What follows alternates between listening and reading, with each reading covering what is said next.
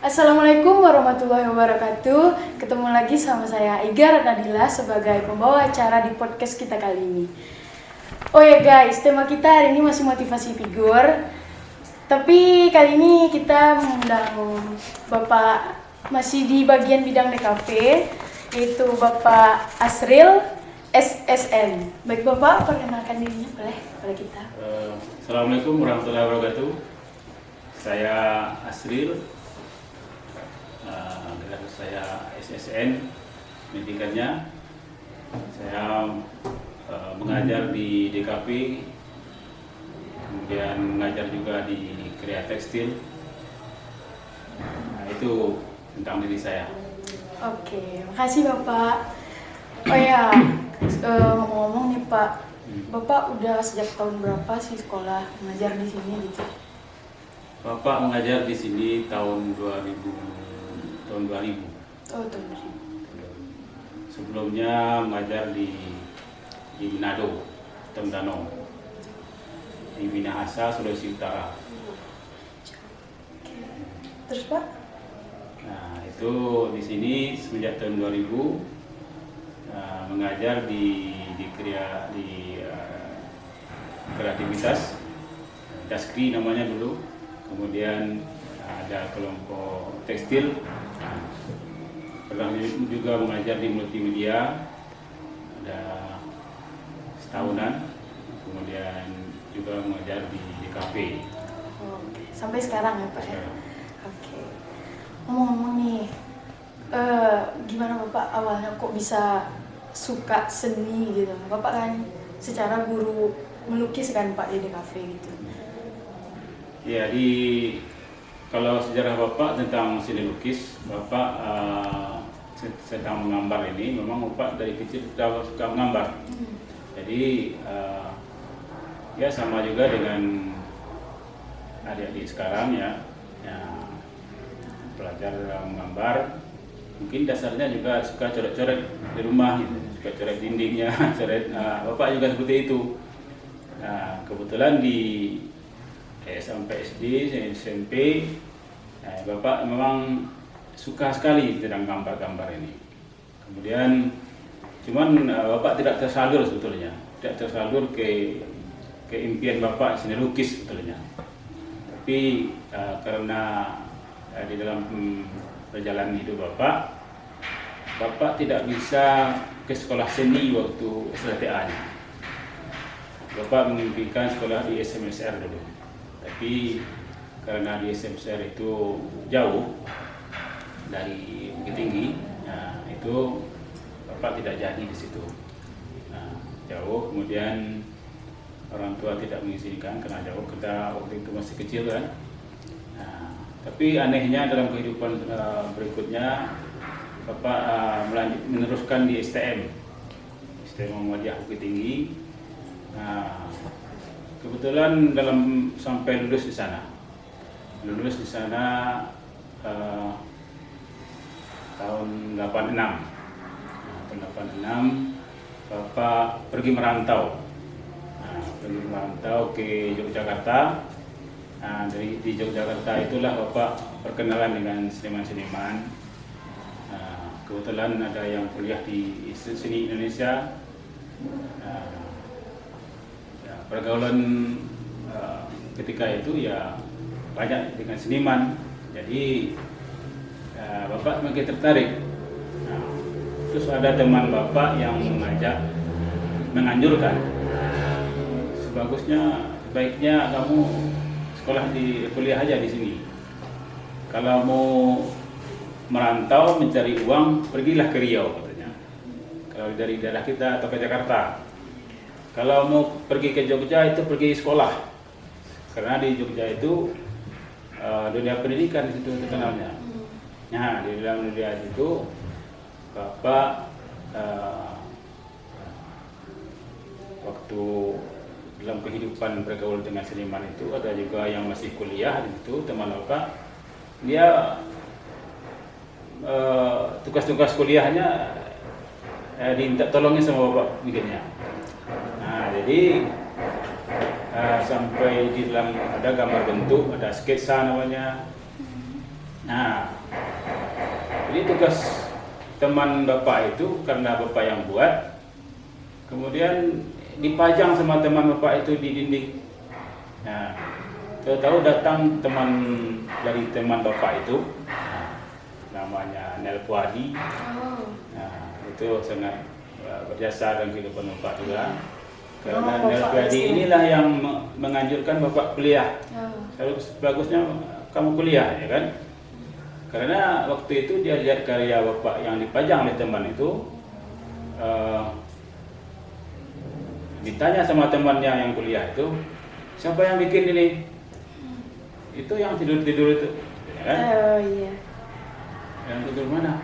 Siapa namanya? Asril. Oh si As, yang di Malioboro itu, katanya kan? Jadi bapak dalam pergaulan dengan seniman itu ada bermain di Malioboro. Malioboro itu kan ada melukis 5 menit selesai. Nah, itu bapak juga ada mengamenkan lukisan teman-teman itu.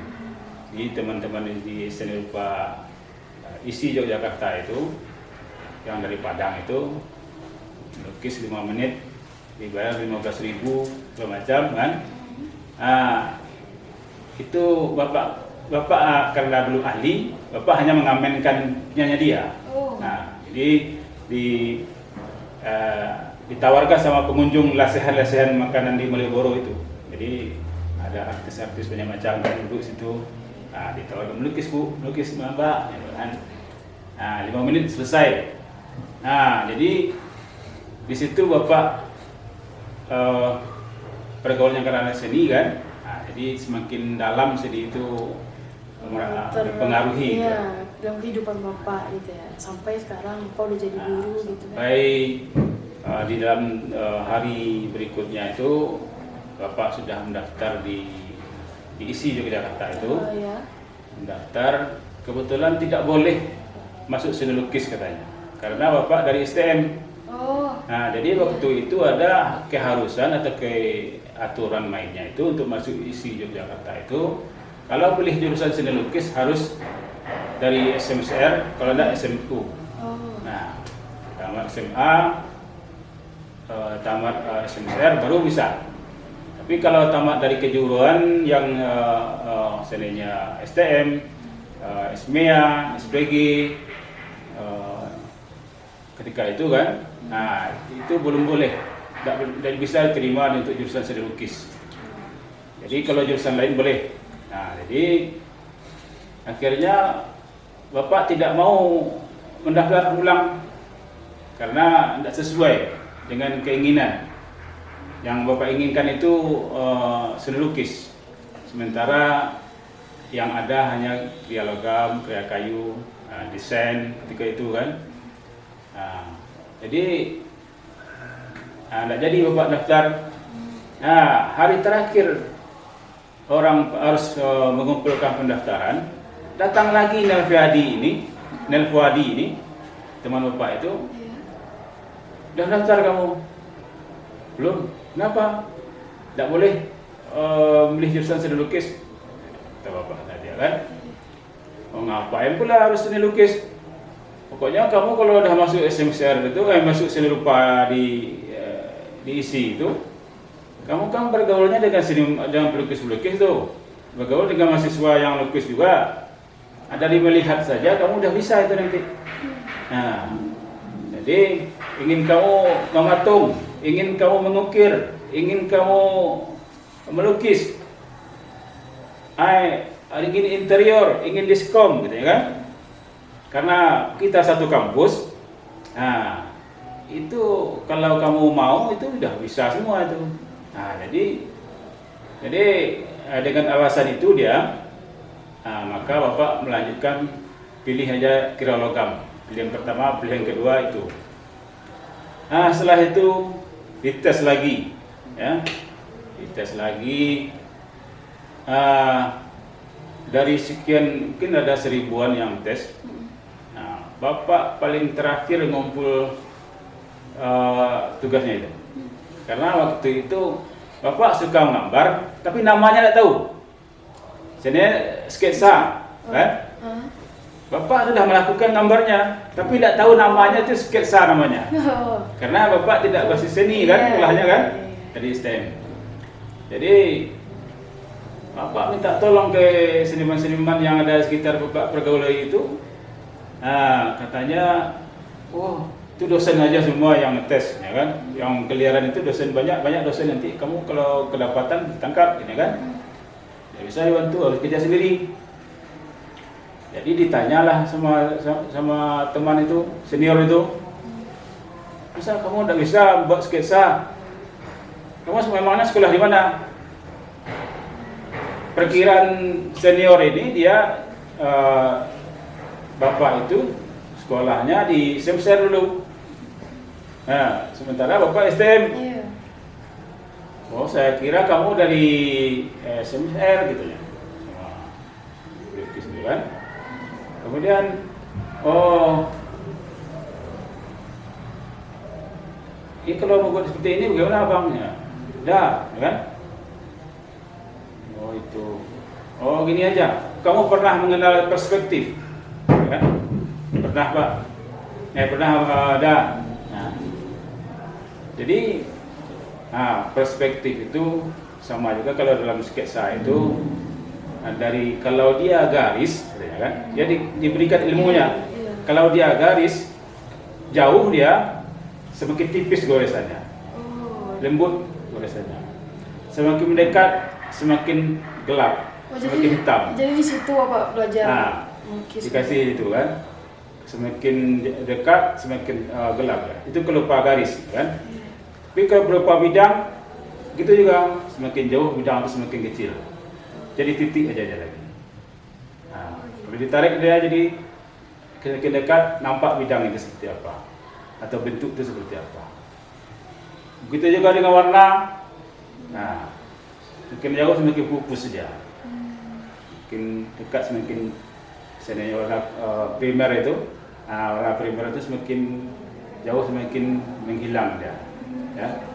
Nah, semakin dekat semakin nampak merahnya kalau dia merah, kan?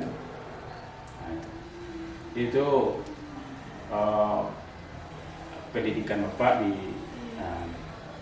kemudian diterima di situ kuliah selama 5 tahun.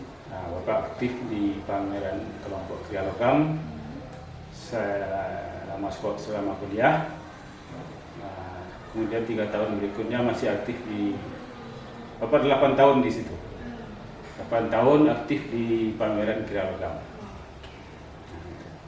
Oh iya, ngomong-ngomong nih Pak, kan tadi Bapak bilang Bapak ngajar juga di Kriya Tekstil kan? Iya. Hubungannya apa tuh kan Bapak suka melukis tuh, melukis kan dalam seni kan kayak melukis pakai pensil gitu kan Pak. Sementara di tekstil kan lebih ke membatik gitu. Nah, hubungannya apa tuh Pak? Bapak bisa suka. Nah, kalau seni itu semuanya berhubungan. Jadi seni, teknik itu ada ilmu dasarnya sama semua. Jadi dia belajar dari titik nol semuanya. Jadi belajar titik semuanya, unsur-unsur seni. Unsur-unsur seni itu dipelajari semua. Dari titik, garis, bidang, tekstur, warna, jenis-jenis garis itu banyak. Semua yang bergerak dalam desain itu belajar tentang itu. Jadi berkaitan. Jadi dari tekstil, orang teknik belajar tentang itu, orang pokoknya dalam bidang untuk gambar lah, semua belajar dasar itu. Itu dasarnya. Jadi Bapak kalau di Kriya Logam itu kan medianya saja yang beda. Jadi tekstil, Bapak juga dalam pilihan minornya belajar membatik. Bapak bisa juga membatik. Oh iya Pak, kan balik lagi nih, kan Bapak kan sekolah di ISI Jogja tuh. Nah, ISI Jogja tuh kan sekolahnya bukan perguruan kan Pak, tapi kok bisa Bapak tertarik jadi guru gitu? Ya, itu memang perjalanan hidup ini kan macam-macam dah. Dari pertama Bapak juga sudah mengatakan suka senang seni, ya. Kemudian akhirnya sekolah di STM bukan kelompok seni, kelompok teknik. Kemudian Bapak merantau akhirnya ketemu dengan bergaul dengan orang seni, kemudian semakin suka tentang seni, akhirnya Bapak kuliah di kelompok seni. Kebetulan kelompok seni itu di Yogyakarta itu bukan sekolah keguruan ya, tapi dia sekolah ilmu murni, artinya sekolah seni yang sifatnya tidak untuk jadi guru, untuk tenaga profesional diadakan. Jadi selama kuliah itu Bapak boleh dikatakan orang yang paling bandel juga. Orang bandel artinya setiap itu kalau di masa Bapak itu ada program pemerintah itu untuk kalau mau jadi guru silahkan mendaftar. Jadi pengumuman itu dari PPG Kesenian yang kerjasama dengan pemerintah itu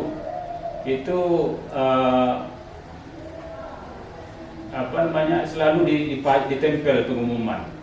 Tamat di sini jadilah guru. Nah, kalau kebetulan Bapak di kelompok krianya kriya logam. Jadi Bapak selalu robek itu pengumuman. Masa nggak percaya dengan nasib ke depan itu, ya? Kita di sini bukan bercita-cita untuk jadi guru, tapi kok belum apa-apa sudah digantung hidupnya mendaftar harus itu, ya? Sampai diminta untuk jadi TID kan namanya dulu, Tunjangan Ikatan Dinas. Bapak juga nggak mau.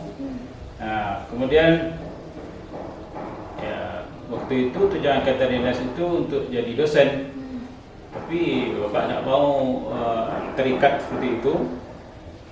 Bapak biarkanlah mengalir saja gitu. Dan kemudian Bapak tamat tahun 83 di ISI Yogyakarta itu. 93. Tamat 93. Kemudian menjadi seniman itu artinya, bukan tak seniman itu apa, kita namanya orang seniman itu kan orang yang kasih namanya, bukan kita yang nyuruh. Cuma kegiatan Bapak ya di seni itu, nah selama jadi tahun 95 itu Bapak diajak teman Bapak untuk jadi guru. Nah, Bapak tidak mau kan, kemudian karena Bapak sama tinggal dengan dia, Bapak merasa nggak enak juga, nggak ikut menemaninya dia. Bapak rambutnya panjang dulu, betul Bapak segini rambutnya dulu kan, diikat seperti itu kan. Jadi guru, dia daftarkan jadi guru. Bapak hanya pas di tesnya itu, Bapak hanya menulis nama saja, tidak diisi jawabannya itu.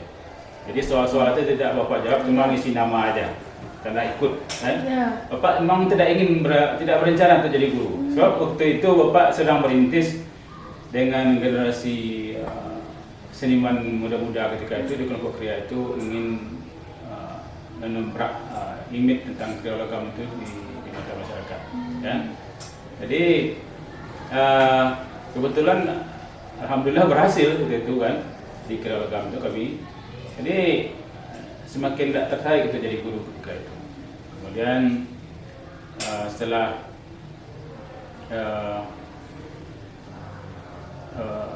tes itu, Bapak kan nggak dipanggil untuk pendaftaran. Dia akta 4 itu. Jadi akta 4 itu syarat untuk jadi guru kan, karena bukan di kelompok seni, bukan kelompok keguruan kalau kuliah Bapak itu. Nah, jadi dari situlah Bapak tidak diterima. Terus tahun berikutnya teman Bapak yang Bapak temani itu dia sudah terangkat jadi guru. Nah, ada yang di Kalimantan, ada yang macam-macam lah, seluruh provinsi Indonesia. Kemudian Bapak nggak terpanggil karena Bapak tidak ada jawaban di soalnya itu. Tahun berikutnya datang lagi, diajak lagi sama teman yang satu kontrakan lagi, ada yang baru tamat ya. Nah, diajak pula ikut lagi. Bapak tidak mau juga. Nah, temannya ini sudah ikut 1 hari. hari keduanya dia bawa surat. Nah, hari kedua bawa surat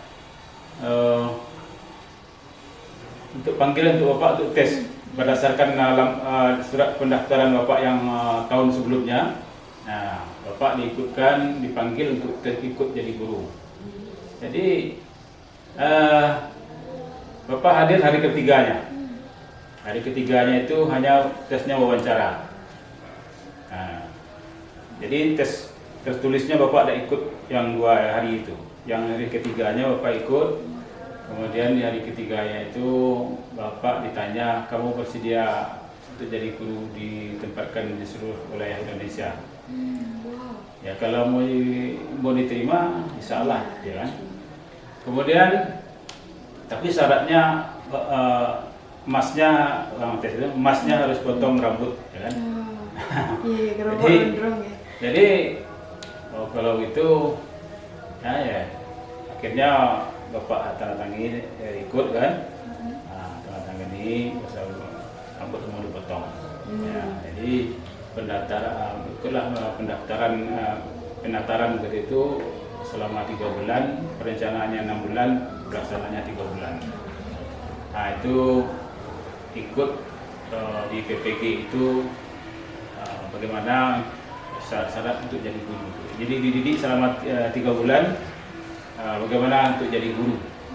Nah, setelah bapak jadi guru, kemudian ditempatkanlah di Manado, Bapak. Tondano Minahasa. Nah, di SMK 3 Tondano. Di kelompok SMIK juga dia. Dulu SMIK namanya. Nah, bapak di situ mengajar kira-kira karena bapak udah terlambat pula datang di situ, bapak disuruh mengajar sejarah. Nah, sejarah. Kemudian semester berikutnya baru bapak mengajar kira-kira. Nah, sampai di situ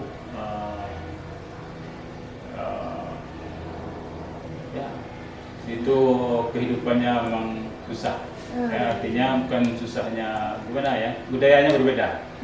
Jadi kalau kita di Sumatera Barat ini masuk ke Jogja, itu kita rasakan budayanya itu udah perbedaannya itu sudah 90%. Ya.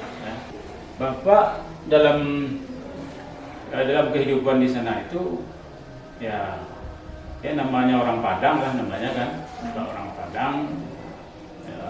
Di mana ubi dipijak di situ lagi dijunjung. Nah, itu orang tua kan. Nah, jadi secara sosial bapak bergaul kan. Nah, lain dengan teman-teman bapak yang datang dari daerah lain tinggal di situ, dia mengelompok hidupnya. Jadi dia hidup dia ngontrak di lingkungan orang Islam. Nah, tapi bapak hanya hidup di sama orang Islam itu hanya 1 bulan, ya. Nah, hidup 1 bulan di situ bapak rasa tersiksa karena bapak tidak bebas rasanya, ya. Jadi karena dilihat selalu terkotak-kotak. Nah, bapak akhirnya pindah cari tempat kos atau kontrakan ke tempat orang non Muslim. Nah, jadi kebetulan di situ Kristen, orang Kristen. Jadi bapak tinggal di situ cari kos. Kebetulan yang harus dekat pula dengan sekolah kan. Nah, jadi bapak tinggal di situ. Cuman orang Kristen itu, orang tempat kos itu, yang punya rumah itu khawatir. Kok orang Padang mau tinggal di tempat orang Kristen, satu kos, ya. Nah, jadi sementara yang orang-orang suku lain itu dia orang Gorontalo, dia punya kampung Gorontalo, orang Bugis punya kampung orang Bugis. Nah, orang Jawa punya kampung Jawa di situ. Orang Padang tidak mau buat kampung di kampung orang. Kebetulan setelah bapak tanya-tanya di situ, memang yang orang Padang mungkin bapak aja. Ya. Mungkin kalau daerah Manado-nya ada lagi, tapi daerah Minahasanya di Tondano itu di zaman bapak itu hanya bapak seorang. Jadi bapak tinggallah bersama orang Kristen itu, tinggal ya membaur dengan lingkungan situ. Nah, cuman dia agamanya dia, bapak agamanya bapak kan. Nah, jadi di situ 2 tahunan lah. Nah, setahun lebih lah. Setahun atau 2 tahun itu.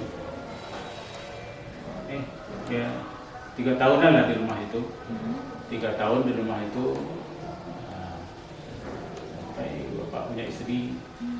Bapak keluar dari Padang kan, dari ini. Punya keluarga kan. Nah, setelah berkeluarga sama bapak karena udah punya anak itu pindah rumah ya 2 kali ya, kemudian akhirnya minta usul pindah pula. Usul pindah, ditanya sama kepala sekolah, kenapa kamu mau pindah? Ya, kalau alasannya Pak, yang bisa saya tulis hanya ini Pak, orang tua bapak kebetulan memang udah tua, kemudian sakit gitu kan.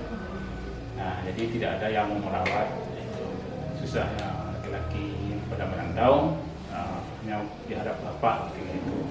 Kemudian yang tidak bisa tertulis tulis itu mungkin tidak bisa bapak, itu harus sempat mata bicaranya Pak sekolah kan. Jadi diterimalah proposal bapak dulu. Kalau bapak kepala sekolah itu nggak pendengar cerita bapak, mungkin dia udah bertengkar, udah berkelahi segala macam, udah diusir saudaranya itu. Karena saudaranya yang datang itu membersihkan alat-alat yang mentayamumkan alat-alat yang dipakai oleh saudaranya, yang akan dipakai itu ditayamumkan, tersinggung orang itu. Nah, jadi dipanggillah kepala sekolah ini, kenapa seperti itu? Nah, kebetulan kepala sekolah udah dengar dari bapak, dia paham. Nah, singkat cerita dia temui bapak besoknya, panggil kan, disampaikan ya bapak saya terima proposalnya untuk pindah, ya kan. Nah, berdasarkan itulah dapat penjelasan itu, diterima proposal bapak untuk usaha pindah. Keluar dari sekolah gitu. Oke guys, kayaknya segitu dulu part 1. Masih ada part 2 sih, jadi tunggu kelanjutannya ya. See you!